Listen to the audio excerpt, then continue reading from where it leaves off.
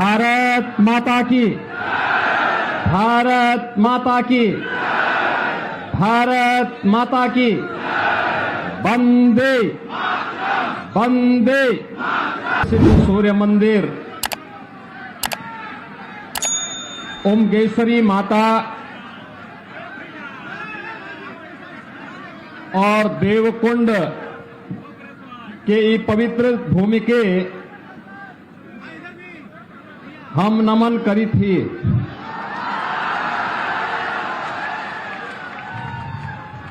आप सबके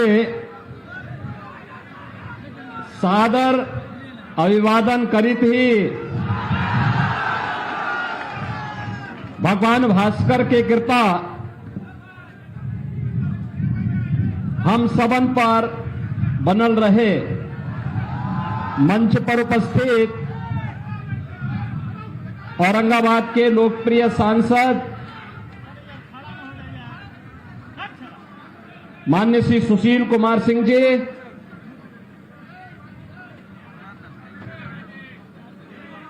विधान परिषद के माननीय पार्षदगण श्री विनीत सिंह जी, दिलीप सिंह जी,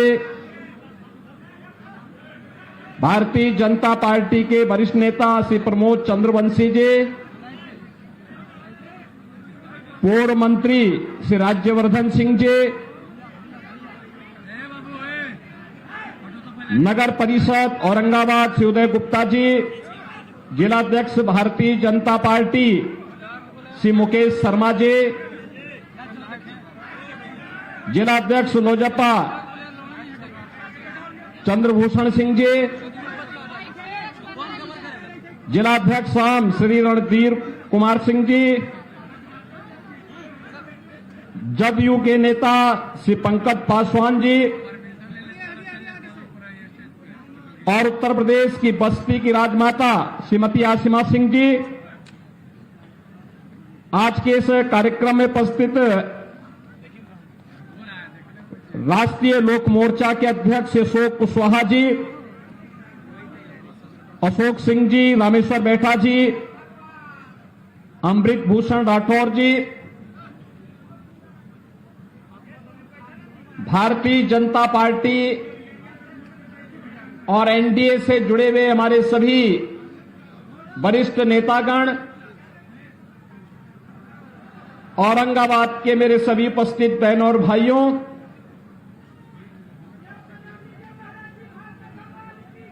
बिहार के चित्तौड़गढ़ के रूप में जाने जाने वाला हमारा औरंगाबाद की शौर्य भूमि को नमन करता हूं, जिस भूमि ने बिहार की विभूति श्री अनुग्रह नारायण सिन्हा जैसे महापुरुषों को जन्म दिया हो। इस पावन धरा को नमन करते हुए मैं आप सबका हृदय से अभिनंदन करता हूं। बहनों और भाइयों,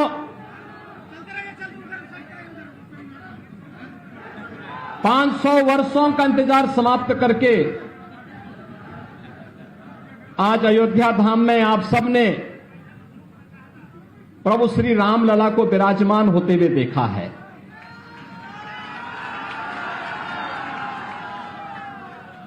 और स्वाभाविक रूप से प्रभु राम को विराजमान तो अयोध्या धाम में किया गया, लेकिन उत्साह और उमंग बिहार के अंदर था।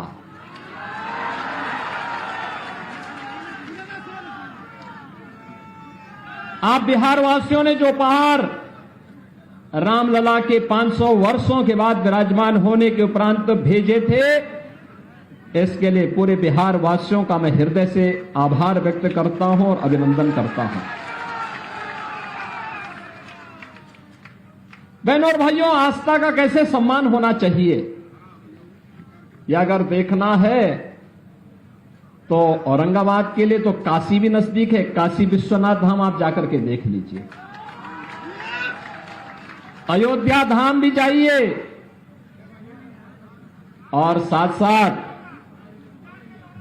मां विंध्यवासिनी के दरबार में भी आप जाएंगे तो आप देख रहे होंगे वहां पर भी क्या कार्य हो रहा है। बहनों और भाइयों, ये नए भारत का नया उत्तर प्रदेश है, नया बिहार है, और इस नए उत्तर प्रदेश या बिहार के लिए मोदी की गारंटी इन सब के उत्थान की गारंटी है। कल ही भारतीय जनता पार्टी ने अपना संकल्प पत्र जारी किया है, और संकल्प पत्र में जो बातें कही हैं, विकसित भारत, विकसित भारत का मतलब विकसित बिहार भी। और बहनों और भाइयों, आपने देखा होगा मोदी जी के नेतृत्व में 10 वर्ष में बदलते हुए भारत को आपने देखा है। एक नए भारत का दर्शन हो रहा है, दुनिया में भारत का सम्मान बढ़ा है, भारत की सीमाएं सुरक्षित हुई हैं, आतंकवाद और नक्सलवाद की समस्या का समाधान हुआ है। जम्मू कश्मीर के अंदर जहां धारा 370 लगा करके कांग्रेस ने भारत के शेष भारत के नागरिकों का कश्मीर जाने को प्रतिबंधित कर दिया था, जिसके लिए डॉक्टर श्यामा प्रसाद मुखर्जी को अपना बलिदान देना पड़ा था, और उस समय उन्होंने 1952 में नारा दिया था, एक देश में 2 प्रधान 2 विधान 2 निशान नहीं चलेंगे, नहीं चलेंगे। और भारतीय जनसंघ हो या भारतीय जनता पार्टी, वो हमेशा एक नारा लगाती थी, जहां हुए बलिदान मुखर्जी वह कश्मीर हमारा है। लेकिन बहनों और भाइयों, उस सपने को भी साकार किया है प्रधानमंत्री मोदी जी ने। आज कश्मीर में आतंकवाद की जड़ धारा 370 समाप्त करके कश्मीर को भारत की मुख्य धारा के साथ जोड़ा गया। देश के अंदर नक्सलवाद की समस्या का काफी हद तक समाधान हो चुका है। जो कुछ बचे खुचे होंगे ना, अगले 5 वर्ष के अंदर उनका भी स्वाहा होगा। बहनों और भाइयों, देश के अंदर इंफ्रास्ट्रक्चर कैसे होना चाहिए, 4 लेन और 6 लेन के highway, railway, IIT, IIM, AIIMS, 1 district 1 medical college, world class universities, और हर घर नल की योजना। कोई सोचता था हर घर में पानी पहुंच पाएगा, लेकिन बहनों और भाइयों, वह साकार हो रहा है। और गरीब कल्याणकारी योजनाओं की तो कोई सानी ही नहीं। बहनों और भाइयों, किस हद तक 80 करोड़ लोग 2020 से यानी गत 4 वर्ष से फ्री में राशन की सुविधा का लाभ प्राप्त कर रहे हैं। 60 करोड़ लोगों को 5 लाख रुपए की आयुष्मान भारत की सुविधा मिल रही है। 50 करोड़ लोगों के जनधन के अकाउंट खोल दिए, जिससे दिल्ली से कोई पैसा अगर सरकार भेजती है, पैसा सीधे आपके अकाउंट में जाए, बीच में कोई दलाल उस पर डकैती न डालने पाए। 12 करोड़ अन्नदाता किसानों को प्रधानमंत्री किसान सम्मान निधि का लाभ। 12 करोड़ घरों में शौचालय। 10 करोड़ गरीबों को उज्ज्वला योजना का फ्री में सिलेंडर, और 4 करोड़ लोगों को सिर ढकने के लिए एक पक्का मकान प्रधानमंत्री आवास योजना में। बहनों और भाइयों, हम लालू जी से कहेंगे कि आप संख्या बढ़ाइए, यहां मकान तो फ्री में मोदी जी दे ही रहे हैं।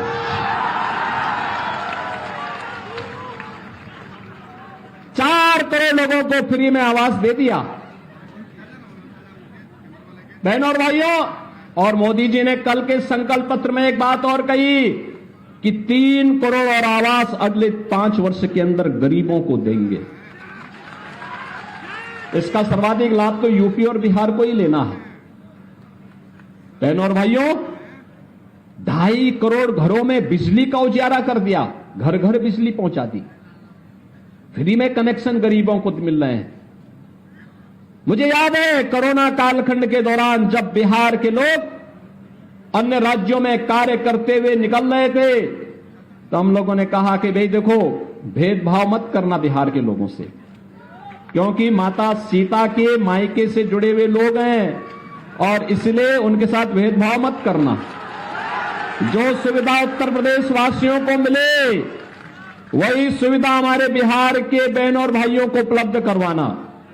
उनके रहने की व्यवस्था, उनके राशन की व्यवस्था, उनके क्वारंटीन की व्यवस्था, उनके उपचार की व्यवस्था। और आपने देखा होगा उत्तर प्रदेश में भी जो सुविधा मिली थी, उस समय लोगों ने सराहा था कि वाह, हमें अब लगता है कि ये यूपी और बिहार का मेल किस रूप में है। बहनों और भाइयों, भारतीय जनता पार्टी जो कहती है वो करके दिखाती है, और यही मोदी की गारंटी है।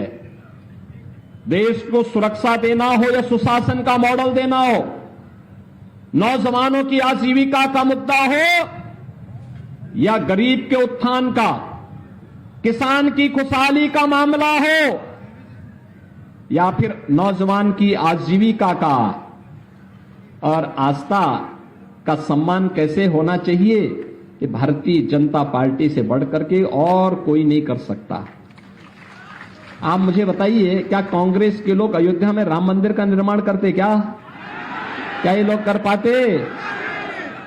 क्या गरीबों को ये लोग राशन दे पाते? क्या सारा तो यही खा जाते थे। आरजेडी के समय में बिहार के सामने पहचान का संकट खड़ा हो गया था ना, और वही गुंडाराज फिर से इन्होंने लागू करने का प्रयास किया। देखो, गुंडों को सबसे अच्छा इलाज यूपी में हो रहा है, देख रहे हैं ना कैसा उपचार हो रहा है। वहां अगर बेटी और व्यापारी के साथ कोई छेड़छाड़ करता है, कोई परेशान करता है, उल्टा लटका दिया जाता है उसको, और नीचे से मिर्च का झोंका अलग से, और उसमें भी वे लोग गले में तख्ती लटका के चलते हैं कि साहब एक बार जान बकस दो, बस आगे से कोई गलती नहीं होगी। और माफियाओं की स्थिति क्या है? हमने एक तरफ श्रद्धालुओं के लिए अयोध्या में भगवान राम का भव्य मंदिर बनवाया, और बहनों और भाइयों, दूसरी तरफ बड़े बड़े माफिया और अपराधियों को राम नाम सत्य की यात्रा में भेजने का काम किया। यह कार्य केवल भाजपा कर सकती है बहनों और भाइयों, इसीलिए आज हम सब आए हैं आपके पास। बहनों और भाइयों, बोलचाल की भाषा में हम राम राम कहते हैं, मिलते हैं जय श्री राम बोलते हैं, लेकिन जो कानून नहीं मानता है, देश के खिलाफ साजिश रचता है, उसके लिए भी हम कहते हैं चलो तुम्हारा राम नाम सत्य भी होगा। और आज आप देख रहे होंगे, इसलिए उत्तर प्रदेश 25 करोड़ की आबादी का राज्य, 7 वर्ष में कोई दंगा नहीं हुआ, कोई कर्फ्यू नहीं लगा, कोई कर्फ्यू नहीं, कोई दंगा नहीं, कहीं कोई समस्या नहीं। और बहनों और भाइयों, आज वही आश्वासन देने के लिए आए हैं, यह काम केवल बीजेपी और एनडीए ही करेगा, और इसी के लिए मोदी जी तीसरा कार्यकाल मांगने के लिए आपके पास इस लोकसभा चुनाव में आए हैं, क्योंकि मोदी जी के तीसरे कार्यकाल का मतलब विकसित भारत की संकल्पना को आगे बढ़ाना।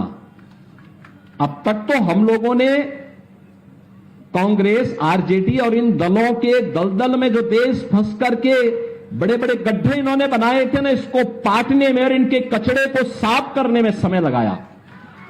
अब स्पीड बढ़ा करके भारत को ग्लोबल लीडर के रूप में स्थापित करने का समय आ चुका है।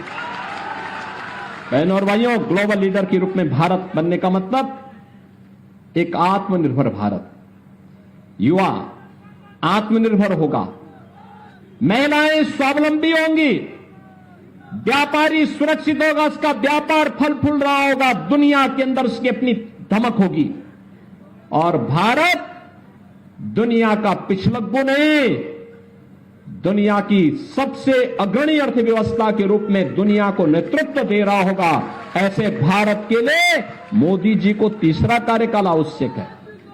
और इसीलिए हम लोग आए हैं आपके पास कि बहनों और भाइयों, जब सारी समस्या का समाधान तो मोदी जी के नेतृत्व में भारतीय जनता पार्टी और एनडीए ने किया है। देश को समस्या देने वाले एक कांग्रेस और आरजेडी के ही लोग हैं। दिया ना इन्होंने समस्या, आतंकवाद की समस्या इन्होंने दी, भ्रष्टाचार की समस्या इन्होंने दी, गरीबों के हकों पर डकैती डालने की समस्या भी इन्होंने दी, अराजकता और दंगे भी इन्होंने ही दिए, अव्यवस्था भी इन्होंने दी, हर प्रकार की समस्या इन्होंने दी और समाधान मोदी जी ने दिया है। प्रधानमंत्री मोदी जी ने समस्या का समाधान दिया है। तो जब समाधान मोदी जी दे रहे हैं तो समस्या को पालने की आवश्यकता नहीं जो आपके विकास में बाधक है। और इसके लिए हम लोग आए हैं। बहनों और भाइयों, आरजेडी से कोई उम्मीद मत करिए। ये चुनाव तो अब नेशन फर्स्ट बनाम फैमिली फर्स्ट का आ गया है।